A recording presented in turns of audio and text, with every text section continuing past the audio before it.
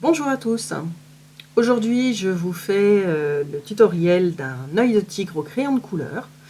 Alors, ça fait un petit moment que j'ai commencé cette tête de tigre au crayon de couleur et je l'avais laissé de côté pendant un moment parce que au crayon de couleur, j'avais trouvé le drafting film sur lequel je préférais vraiment travailler et j'avais plus de mal à travailler, on va dire, sur un papier aquarelle blanc comme celui-ci. C'est du papier euh, aquarelle Clairefontaine aquarelle Fontaine de chez Clairefontaine. Et donc j'avais un petit peu de mal à travailler sur, sur du papier aquarelle blanc comme ça, et pourtant de nombreux artistes qui travaillent au crayon de couleur travaillent avec du papier aquarelle. Donc là, en fait, je me suis dit, allez, il faut que je retente, il faut que je m'y remette. Comme vous pouvez le voir, j'ai déjà travaillé sur cet œil pour m'entraîner, tout simplement. Et puis, j'avais fait vraiment uniquement les oreilles et le haut de la tête. Et là, aujourd'hui et ces derniers jours, j'ai retravaillé vraiment l'œil et aussi la fourrure tout autour. Alors, on voit que c'est pas encore terminé, hein.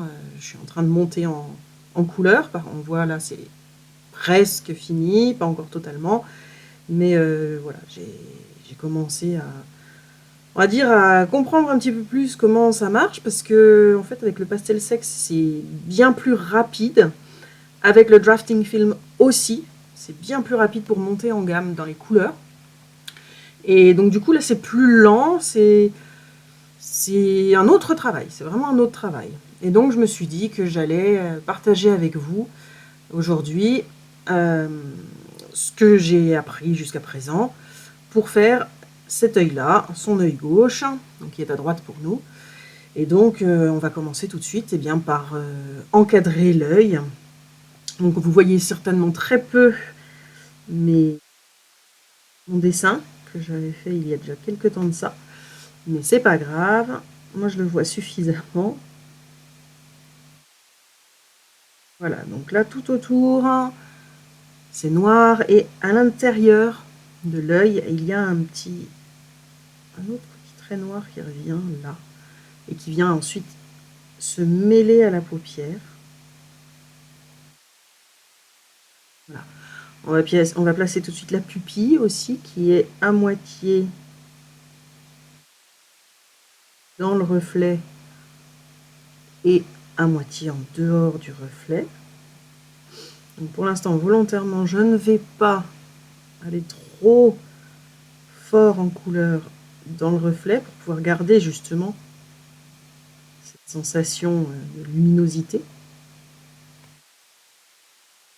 Là donc, ici c'est vraiment noir, donc on peut y aller un peu plus franchement. Alors pour l'instant, je n'appuie pas du tout sur mon crayon noir, je viens juste marquer les emplacements des couleurs.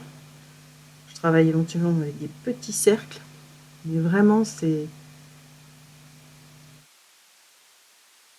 vraiment juste pour indiquer les couleurs. Alors je vais venir le faire en blanc tout de suite, mais entre le noir du tour de l'œil et ce trait qui vient à l'intérieur là,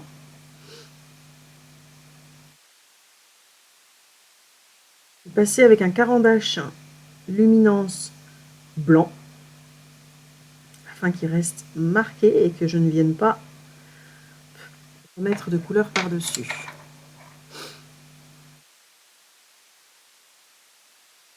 À ce niveau-là, on a aussi une marque un peu plus foncée à l'intérieur de l'œil.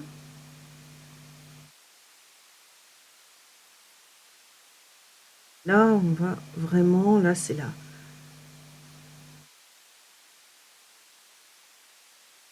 Le poil qui commence. Donc, pareil, je n'appuie pas. Même moi, je vois très peu mes marques de contour. C'est pas évident.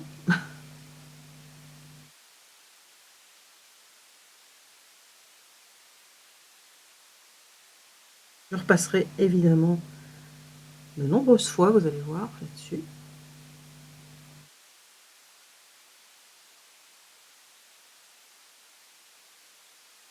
Pour l'instant, je n'appuie pas. Je n'appuie vraiment pas du tout sur mon crayon.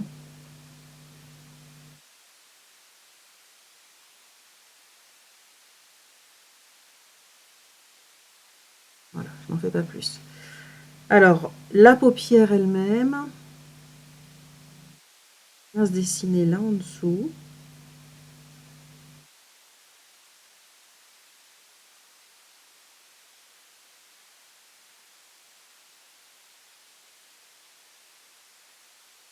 Un peu plus foncé. Et là, elle vient même effleurer l'œil.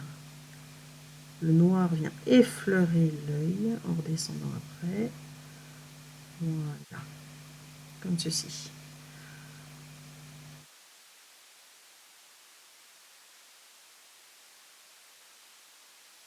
Tout est vraiment dans l'observation que vous faites de votre photo de référence. Et vous n'aurez peut-être pas avec la même photo le même résultat que moi parce que vous ne verrez pas forcément exactement les mêmes couleurs que moi et ça c'est normal.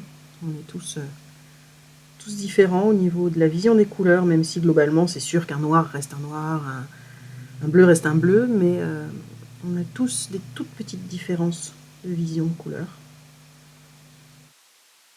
C'est normal.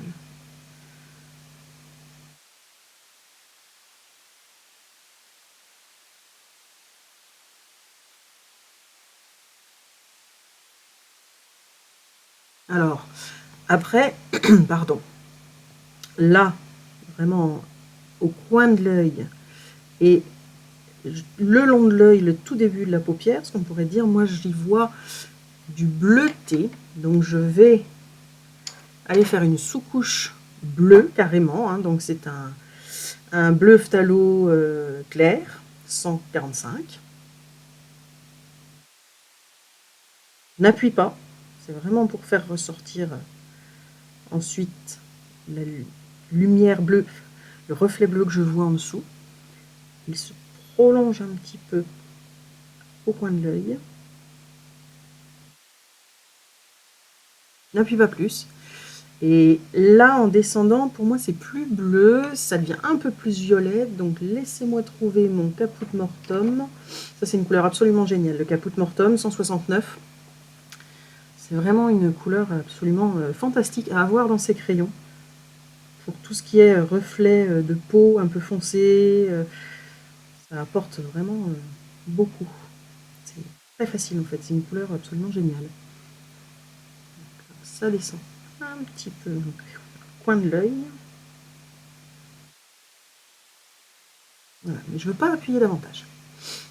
J'ai vraiment effleuré le papier. Alors avec mon noir, parce que on y revient, je viens encadrer ce que j'ai fait, parce que là on va avoir des poils noirs, hein, tout simplement, qui vont venir.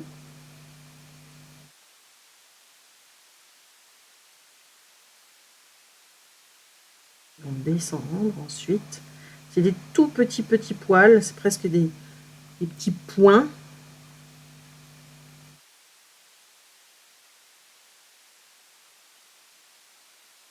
Là pareil, hein, c'est la paupière et les poils qui viennent commencer à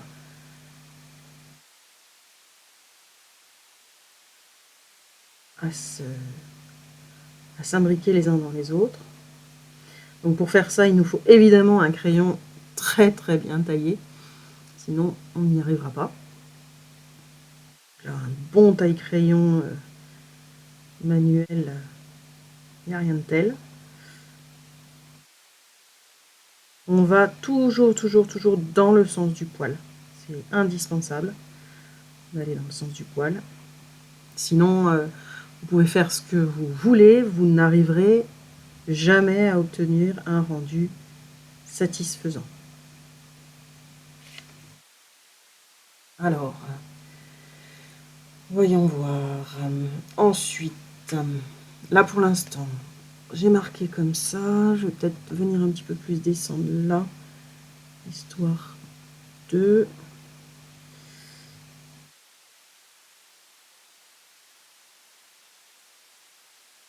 que ce soit bien marqué. Voilà.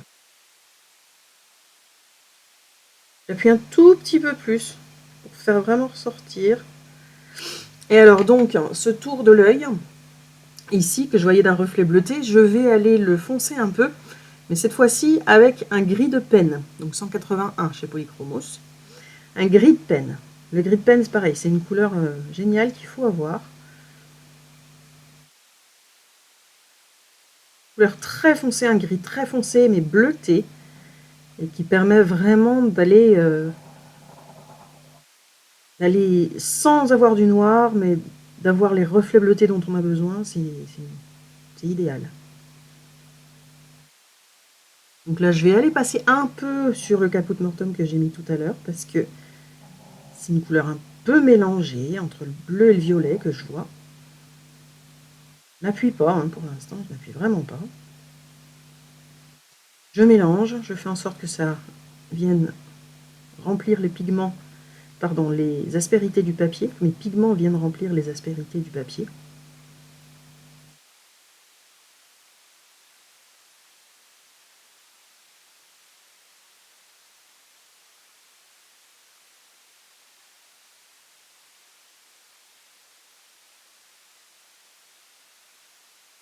Je vais venir avec un gris froid numéro 1 pour appuyer un tout petit peu plus et faire rentrer les pigments dans le papier. Mais je ne veux pas que ce soit trop marqué non plus, parce que je ne veux pas que ça devienne trop clair en fait. Donc je veux faire rentrer les pigments dans le papier, mais je ne veux pas trop non plus.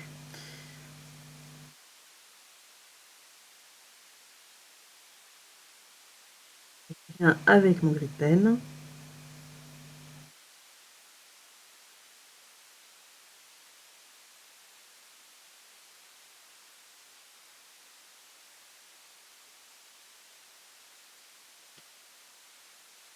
Alors là, je trouve que du coup mon lait que je voyais est un peu trop foncé, donc on va y aller avec un petit peu de blanc tout simplement. Donc ça c'est du blanc de chez Caran d'Ache, de Luminance. Voilà, je reprends mon Caput Mortuum. Oui, voilà, là on commence à avoir vraiment...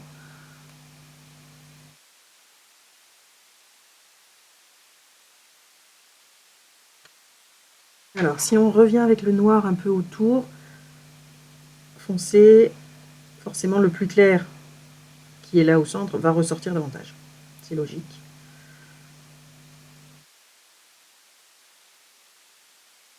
Vous voyez comme ça ressort là?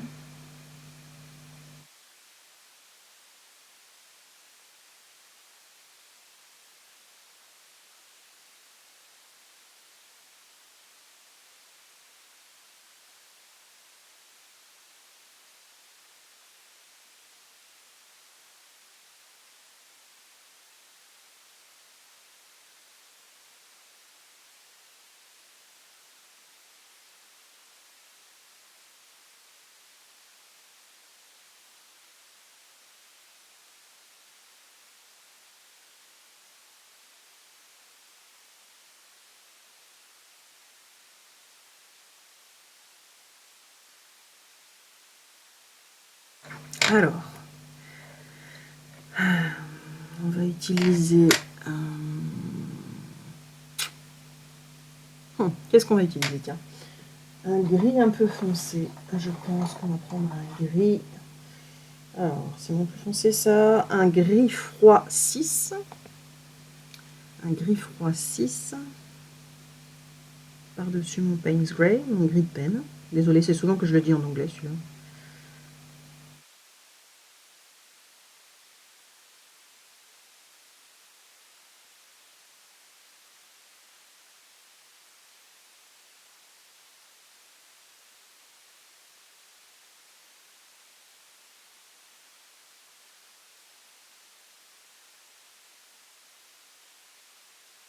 Blanc à nouveau.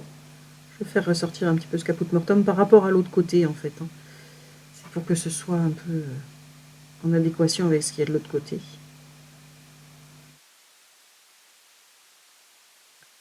Voilà. Bon, à présent on va s'occuper de la pupille et de l'iris. Alors, on est surtout dans des teintes vertes, mais il y a aussi un peu d'ocre et je dirais un tout petit peu de couleur sanguine dans cet œil. Donc, on va partir sur une couleur de base qui va être un ocre jaune clair, ou alors, est-ce que je partirais sur un... Je vais partir sur un jaune de Naples. Un jaune de Naples, 185. Là, très très doucement, je viens tout simplement colorier tout l'iris. Tout l'iris d'ailleurs, on dit un iris, on dit pas une iris. Tout l'iris en jaune, mais c'est vraiment une couleur de base. Donc sans appuyer, vraiment très très délicatement. Sans plus. Ensuite, à ce niveau-là, j'ai pris donc un ocre jaune clair, parce que là, on a quelque chose d'un petit peu plus soutenu au niveau de la teinte.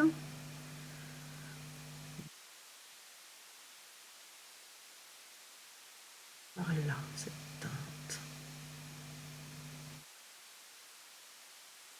Alors, j'ai complètement zappé, et c'est pas bien, de faire là au-dessus, parce qu'en fait, c'est l'ombre, et je voulais pas me faire avoir.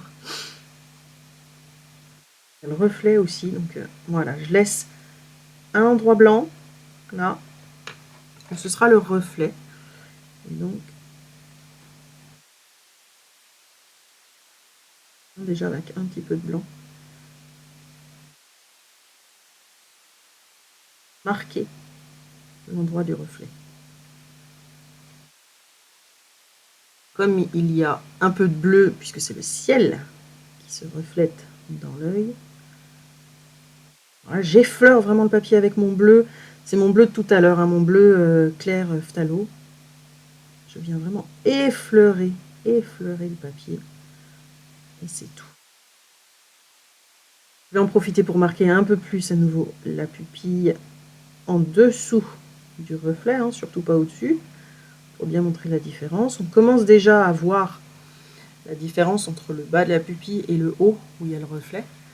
Et ça commence déjà à rendre quelque chose. Alors, donc, là on peut monter un petit peu en teinte au-dessus, parce que c'est dans l'ombre, en fait. C'est l'ombre de la paupière qui vient se refléter sur l'œil, juste au-dessus du reflet. Alors, c'est pas un souci.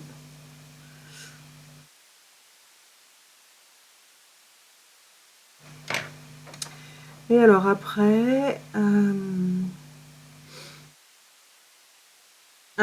on va faire du vert. Donc, l'œil de notre tigre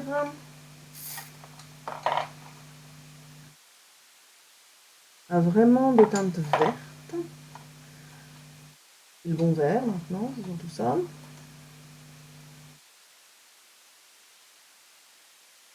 On va utiliser plusieurs pour arriver à ce qu'on veut. Alors, je vais aussi, on va dire, dans le sens, vous savez, des petits traits qu'il y a des fois dans les iris. Donc, je pars de la pupille et je vais vers l'extérieur pour colorier.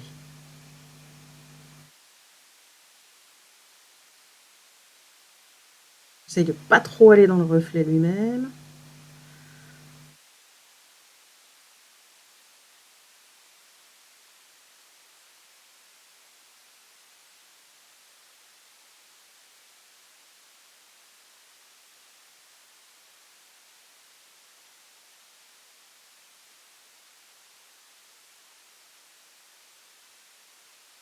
Et on va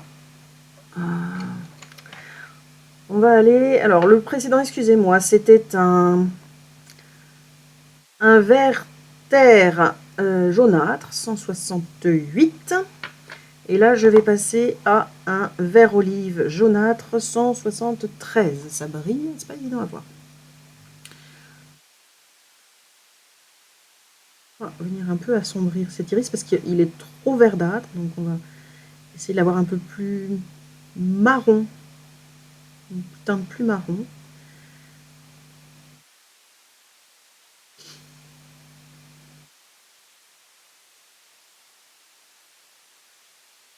Alors j'appuie toujours pas hein, là sur mon crayon, c'est vraiment le fait d'avoir un crayon bien taillé qui vient faire ces traits hyper fins. C'est vraiment grâce à ça qu'on les obtient. Mais sinon j'appuie vraiment pas sur mon crayon. Et puis là au-dessus, de toute façon on va prendre un sépia foncé 175 pour venir marquer l'ombre davantage. Là, il faut arriver à le faire de façon assez arrondie parce que c'est l'œil lui-même qui est arrondi. Donc, il faut arriver à garder cet arrondi. C'est ce qui va nous donner l'impression qu'on a un véritable œil devant nous.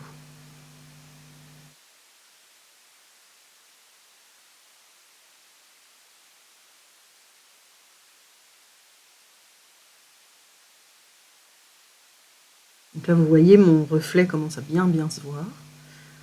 Et puis après, l'iris, alors la pupille, pardon, est entourée véritablement du marron. Alors, c'est un marron qui se marie très bien avec la couleur des poils, en fait. Donc là, je vais utiliser une sanguine 188. Et puis s'il faut, je viendrai monter un petit peu en gamme. Donc là, ça va pas jusqu'au bord, ça vient vraiment de la pupille et ça vient un peu dans l'iris, mais ça va pas jusqu'au bord. Donc volontairement, mes traits sont très courts.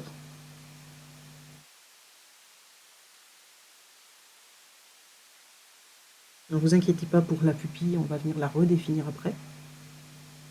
Et puis de ce même marron, on a des petits... comme des petits entrelacs là, le long de la paupière. Donc je vais venir les dessiner avec cette sanguine parce qu'elle va très bien pour la couleur. Là. Passer même un petit peu sur son œil droit. Oui, je ne me trompe pas.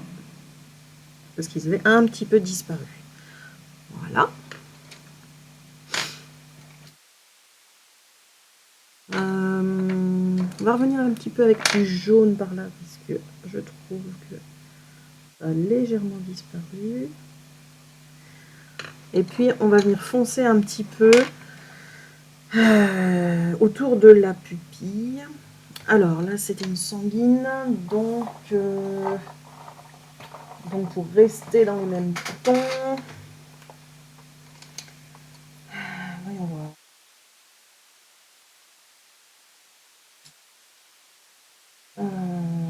Oui, une terre de sienne brûlée, ça ira pas mal. Terre de sienne brûlée numéro 285.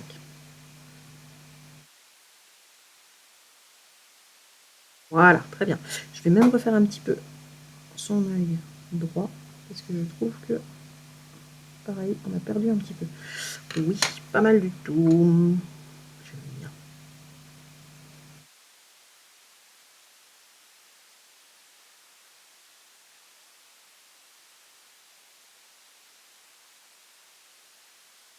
Après,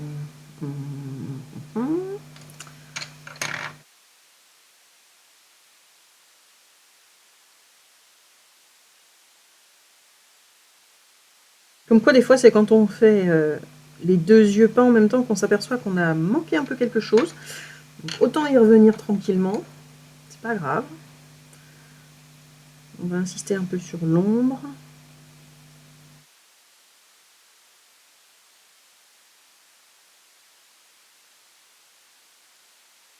Ah. Et on va réinsister sur la pupille de façon à ce qu'elle soit vraiment noire. Alors pour qu'elle soit vraiment noire, je vais utiliser mon caran-d'ache noir parce qu'ils sont vraiment très pigmentés, très puissants. Les caran-d'ache sont phénoménaux.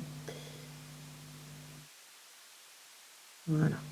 Et donc après, avec mon caran-d'ache noir, je vais venir aussi tout autour de l'œil pour insister sur ce noir. Vous voyez, tout de suite, on a l'impression qu'on lui met du kohl autour de l'œil. C'est magnifique. J'appuie un peu plus. mais pas non plus comme une brute.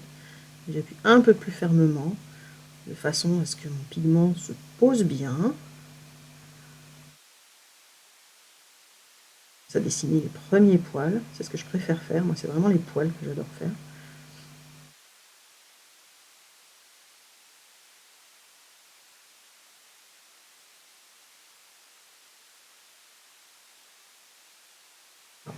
Là, on est bien dans un arrondi autour de son œil. Ça s'estompe un petit peu, voilà, dans les poils après. Dans les poils blancs, du coup.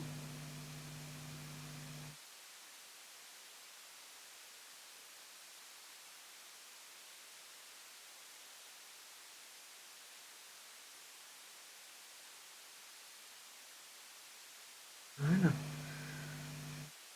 Là, j'appuie quand même vraiment un peu plus, hein, pour donner un maximum de profondeur au noir.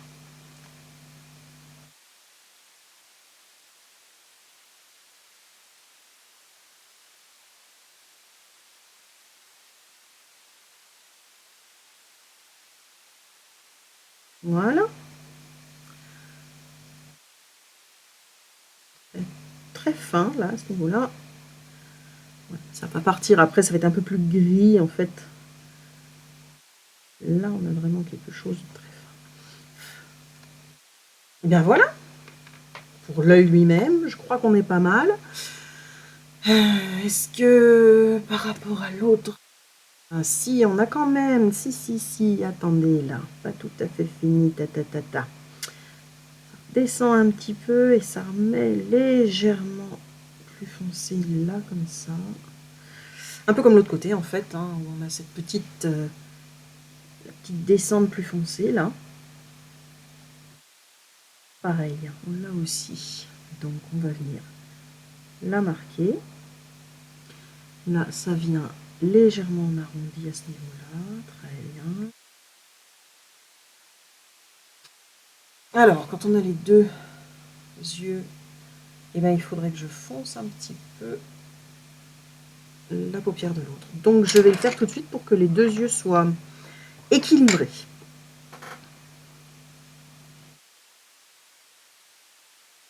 Je reprends mon gris froid et je reviendrai après avec mon gris pen. Ce sera encore ce qui ira le mieux, je pense.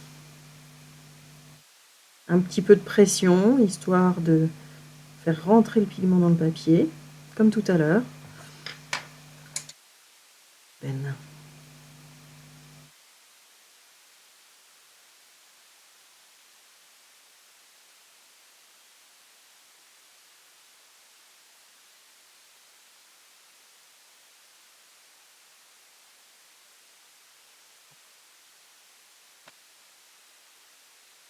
Où est mon nougat? Où est mon... Non, c'était mon... Oui, c'était mon nougat. Non, c'était mon dark sépia. C'était mon sépia foncé, excusez-moi.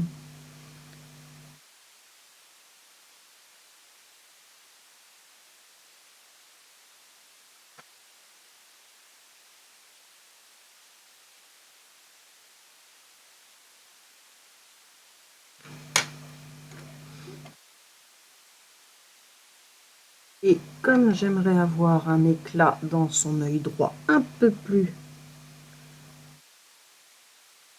marqué, je vais venir gratter avec mon cutter slice pour enlever du pigment.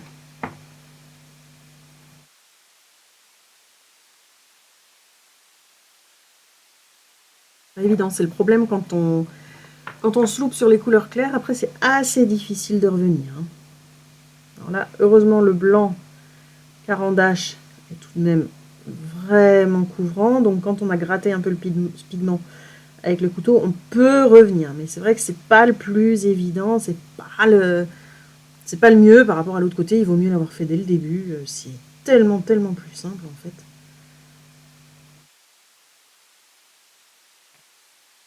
Bleuir légèrement pour avoir un équilibre entre les deux reflets de chaque côté.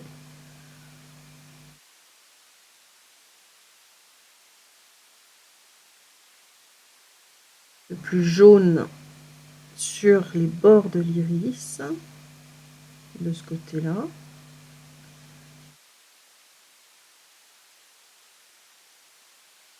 Voilà, là ça matche nettement mieux, beaucoup mieux. Presque un petit peu large à ce niveau-là. Après, c'est vraiment, on fignole quoi, hein, on fignole. On pourrait, si on voulait, ne jamais s'arrêter, mais je vais déclarer que c'est terminé. Quand je regarde par rapport à ma photo de référence, on est pas mal du tout. Donc, je pense que je vais arrêter là et que... Je dis ça, puis en même temps, je reprends un crayon et je continue. On ne s'arrête jamais. Voilà. Allez, cette fois-ci, j'arrête là. J'espère que ce petit tutoriel vous aura plu. Si c'est le cas, n'hésitez pas à me le dire dans les commentaires ci-dessous. Et puis, si vous avez des questions à me poser, n'hésitez pas, je serai ravie d'y répondre. Et moi, je vous dis à une prochaine fois. Bye bye, merci.